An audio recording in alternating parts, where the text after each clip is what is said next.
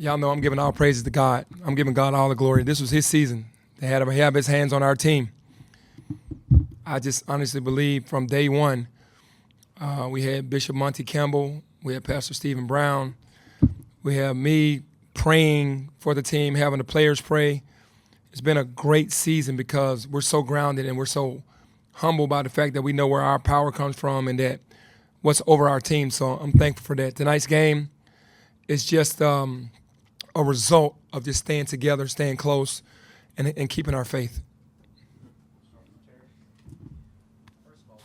Peaches, did you have an exorcist for last season? Just joking.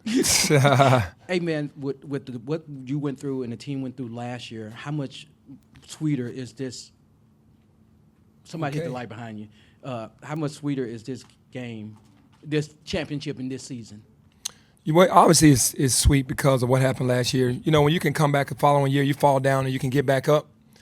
That's what life is all about. That's like the American story. You know, when you see someone fall and then they get back up and they become victorious, that motivates people, that motivates everybody. And it's been rewarding this year compared to what we did last year. Up on that, congratulations first and foremost. Thank you.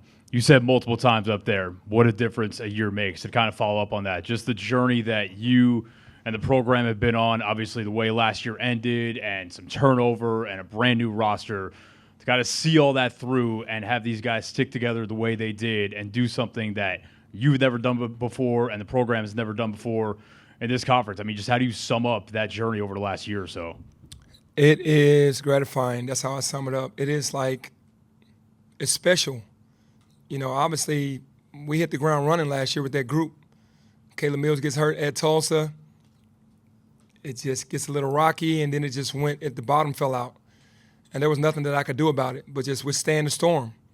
And, you know, I just withstood the storm. It was a big storm last year, and I knew I was confident in myself. It's the reason why I made changes to the roster, to the staff, because I needed more pressure on myself. I was relying on too many people, and I needed more pressure on myself. So at the end of the day, God put it on my heart to kind of get quiet, chop wood and carry water, and just basically take all the hits and then put a tight schedule together before I put a roster together and just believe that God would bless us with the right group. Went after character first, talent second, and, man, what a beautiful group that he allowed us to get. Penny, based on having the championship on your resume now, what does that say as far as your advancement as a coach? It says a lot because I've grown. I've grown a lot. I mean, I didn't feel like I had it all together at one point moving forward. I just knew I worked hard. I knew the X's and O's, and I knew I was going to work hard. But the culture, building a culture, getting the right staff, finding out what I really needed to work with me to make me better, and not just grabbing guys. I had to learn a lot, and this growth this year is what I needed. You know, it's just a great feeling to know that you know, I put the right roster together, put the right staff together, and we're successful. Was there a moment at any point in this offseason where, you know, you did something or something happened and you kind of maybe closed your eyes and said, you could picture this with the net hanging around your neck and, you know, where we've got something here?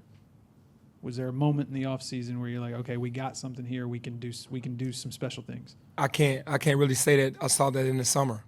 I just knew that we had a group of guys that could get it done, and I didn't know what was going to happen, but I knew it was God-led, honestly. It was just my faith. Putting that group together and knowing that putting the schedule together before you put a group together like that is crazy because you don't know who you're going to get. And that's just the power of a higher being because we got the group that we needed. Nick didn't go anywhere. He was the only guy coming back.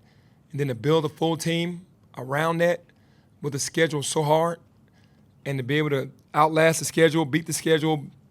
We had some hiccups, but, man, this is a successful season by a long shot with the scheduling that we had.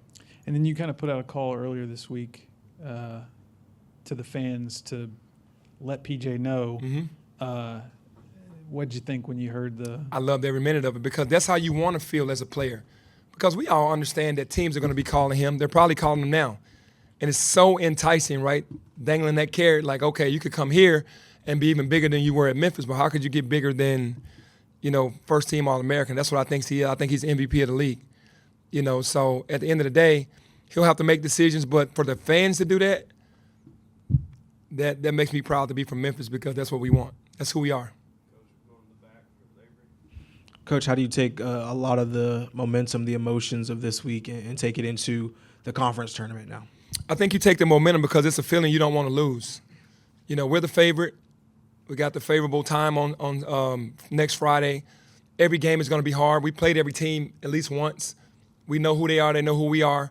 We just have to go in there laser focused. So for me, this feeling is what's going to carry over to next week because it's a great feeling when you win. When you become a winner, you never want to lose that. Penny, you've talked about this a little bit already, but obviously no coach ever wants to, hit the rock bottom the way that you kind of did last year. But it arguably kind of led to, all the changes that you've spoken about with yourself so many times from, how to, manage the program and, hold players and coaches accountable and that kind of thing. And now with everything that you've achieved this year off of that summer, do you think you could have achieved all that or become the coach that you are now without experiencing what you did last year? If we would have had a successful season like we should have and gone to like a Sweet 16 or an Elite 8, I would not have grown. We would have just won, to be very honest with you. That fall that I took, it actually made me better. It made the team better because I got better.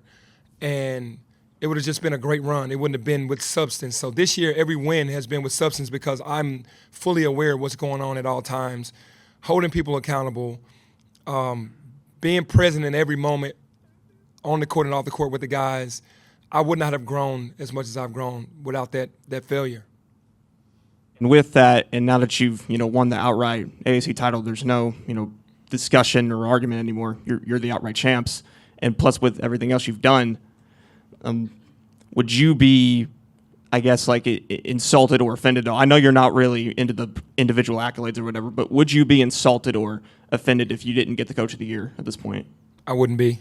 Because we're the outright champs. I wouldn't be. If they gave it to someone else, it would be okay because I'm a total team guy, bro. That's what I'm all about. The success of this team and that's how happy the city is, my individual accolade wouldn't mean anything to me because I want to do it for the city and for the school. Quite the celebration you guys threw out there. I could tell you guys all really enjoyed it. Not to be a Debbie Downer, how do you make sure they're not riding too high off of that going to Fort Worth next week? Yeah, well, you have to be in the moment. We're present in the moment right now, so it's okay to do it now. We have a full week to work.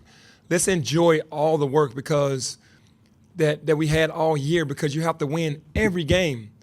Again, our team has to win every game. So all the grueling days of just getting yourself up and battling the bigger teams in the non-conference and then getting in the conference and you're expected to win every game by double digits. To be able to enjoy this tonight, I'm going to let them enjoy this. But on Sunday afternoon, we're going to get back to work and refocus. Everything's 0-0 right now. And it's time to get another short-term goal put together and go out there as the number 1 overall seed and represent in a great fashion. Does the schedule kind of help with that in terms of you can enjoy for a couple days because you guys don't play until next Friday?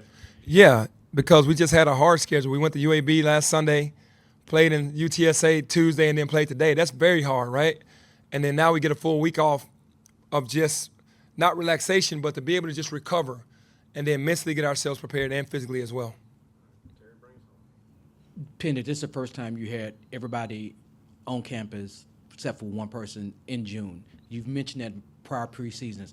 When did you know that you had something special with these guys? Well, I just knew for me to have them early, we would be better early because it usually takes my teams a while, January, to start coming around. I knew we would be better early. I didn't know how great, but I knew we would be better than the past because when you get together in June, you get to put everything in and install everything before the season starts, and you have the entire group. And that is something that I've never had, which is a part of why we're so successful right now because we've been pushing the same way since June on being champions, and it paid off.